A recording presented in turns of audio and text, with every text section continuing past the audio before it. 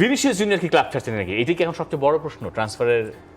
এবারে ট্রান্সফার উইন্ডোতে এটাই আসলে সবচেয়ে বড় কোয়েশ্চেন হয়ে দাঁড়িয়েছে, যত দিন গড়াচ্ছে ততই। এবং হচ্ছে গিয়ে জিনিসগুলো রিয়াল মাদ্রিদকে ফেস করতে হচ্ছে, জিনিসগুলো আর্সেনালকে ফেস করতে হচ্ছে। মিকেল আর্তেতা তো জানিয়ে দিয়েছেন যে যদি তিনি রিয়াল মাদ্রিদে আলটিমেটলি না থাকেন, রিয়াল মাদ্রিদের সাথে যদি তার কন্ট্রাক্টটা এক্সটেন্ড না হয়, তাহলে হচ্ছে গিয়ে তিনি তাকে দলে চান। এদিকে মরিনিও এই ম্যাচের পর ডিরেক্টলি হচ্ছে গিয়ে তিনি ভিনিসিয়াস জুনিয়রকে নিয়ে কোনো কথা বলেন নাই, যদিও মরিনিওর প্রথম ম্যাচ ছিল এটা এই স্পেলে এসে রিয়াল মাদ্রিদে, যেখানে 2-2 গোলে ফিওরেন্তিনার সাথে রিয়াল মাদ্রিদ ড্র করেছে।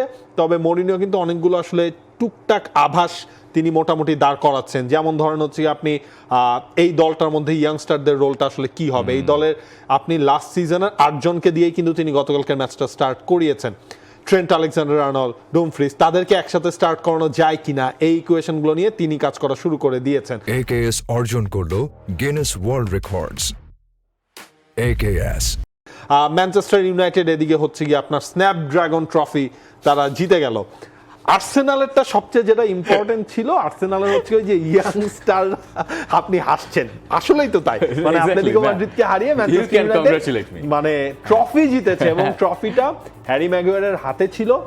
এমবুয়েমো তিনি জোড়া গোল করলেন, মাইকেল ক্যারিকের জবটা তো পার্মানেন্ট হয়ে গেছে। এবং এই দলটা আসলে এই সিজনটা কি করে সেটা হচ্ছে আলটিমেটলি আমরা দেখবো। আচ্ছা ঠিক আছে, একটা একটা করে আসি আর কি। মানে রিয়াল মাদ্রিদ ফিওরেন্তিনার সঙ্গে 2-2 গোলে ড্র করলো, এনরিক গোল করলো, ক্লাব ফুটবলে এনরিক গোল করেছেন বা সবকিছু। মানে জোসে মরিনিও এখন তার রিয়াল মাদ্রিদের দ্বিতীয় অধ্যায়ে এসে মনে হয় ট্রান্সফারে তার বেশ একটা প্রভাব আমরা দেখতে পাচ্ছি।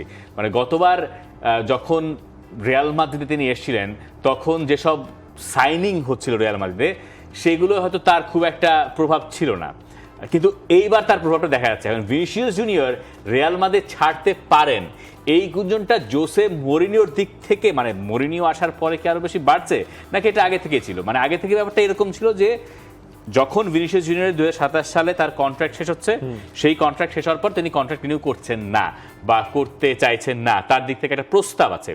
এই প্রস্তাবটা রিয়াল মাদ্রিদ মানতে চাইছে না। রিয়াল মাদ্রিদ বলছে তুমি এই টাকা নাও, ভিনিসিয়াস বলছেন না আমি এর চেয়ে বেশি টাকা ডিজার্ভ করি। ব্যাপারটা মোটা দাগে এরকমই হচ্ছে। এখন এই ফাঁকে যখন জোসে মরিনো একবার ঢুকে গেলেন এই জায়গাটার ভেতরে, রিয়াল মাদ্রিদকে আমরা দেখেছি ভিনিসিয়াস জুনিয়রকে তারা সব সময় সাপোর্ট করে গেছে, কখনো এমন একটা পরিস্থিতি দাঁড়ায় নাই যখন তারা ভিনিসিয়াসের পাশে দাঁড়ায় নাই, এবং দরকারি ছিল সব জায়গায় তারা বয়কট করেছে একটা ক্লাব, একটা প্লেয়ারের জন্য। এক্স্যাক্টলি। তো সেই ভিনিসিয়াস জুনিয়রকে এখন রিয়াল মাদ্রিদে প্রপারলি পাওয়া যাবে কিনা এই প্রশ্ন উঠছে। তার কারণটা কি জোসে মরিনিও কিনা এই প্রশ্ন কি তোলা যায়? মানে Jose Mourinho, Benfica, Vinicius junior, এরকম যে চ্যাম্পিয়ন্স লিগের সবশেষ ঘটনাটায় কিছুটা ঝাঁঝালো পরিস্থিতি আমরা দেখেছিলাম। আমি জানি না রেশ আছে কিনা, কিন্তু আপনার কি মনে হয় যে ভিনিসিয়াস জুনিয়র শেষ পর্যন্ত থাকবেন রিয়াল মাদ্রিদে? আমার কাছে ওটার প্রভাব আছে বলে আমার মনে হয় না। কারণ হচ্ছে যদি খেয়াল করে দেখেন 2024 সালের কোপা আমেরিকার পর থেকেই কিন্তু এই আলোচনাটা শুরু হয়েছিল, এবং লাস্ট 2 বছর ধরে এই আলোচনা চলছে যে ভিনিসিয়াস জুনিয়রের কন্ট্রাক্টটা রিনিউ হবে কি হবে না। এমন কিন্তু না এই গত বছর তিনি কন্ট্রাক্ট রিনিউ করেছেন, তার আগের বছর তিনি কন্ট্রাক্ট রিনিউ করেছেন, এমনটা না। সুতরাং এই জিনিসটা আলটিমেটলি আসতোই। এখন হচ্ছে ভিনিসিয়াস জুনিয়রের যেই সব জিনিস রয়েছে, যে তার স্যালারি নিয়ে কোয়েশ্চেন আছে, তার ইমেজ রাইটস নিয়ে এই জায়গায় কোয়েশ্চেন আছে, তার হচ্ছে গিয়ে ওই যে সাইনিং বোনাস, ধরেন নতুন করে আপনি রিনিউ করলেন, নতুন করে রিনিউ করলে আপনি বোনাস পাবেন না, এটা হচ্ছে রিয়াল মাদ্রিদের হিস্ট্রি বলে এই কথা।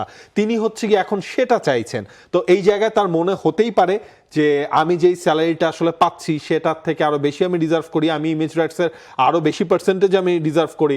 তো এইটা আসলে কমপ্লিটলি এখন হয়ে দাঁড়াবে যে সমঝোতার জায়গায়। মাঝখান দিয়ে আর্সেনাল তারা তাদের টার্গেটটা লক করে ফেলেছে। এখানে আমি আর্সেনালের দোষের কিছু দেখি না। আর্সেনাল আপনি দেখেন, মানে এই টাইপের লেফট উইঙ্গার আপনি মার্কেটে আপনি পাবেন না, খুব বেশি পাবেন। আপনি কি ভিনিসিয়াসের মতো মনে করেন যে আপনি হচ্ছে বেশি পেতে পারতেন?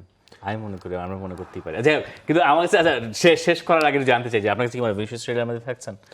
আমার মনে হয় শেষ পর্যন্ত ভিনিসিয়াস জুনিয়র থাকবেন। আমার মনে হচ্ছে ভিনিসিয়াস জুনিয়র শেষ পর্যন্ত রিয়াল মাদ্রিদের নাটক ফাটক জমিয়ে এরপরে নতুন কন্ট্রাক্টে সাইন করবেন। For more updates, subscribe to our YouTube channel and click on the bell icon. Follow us on Facebook and Instagram. Download T-Sports app to enjoy exciting games and highlights. Visit tsports.com.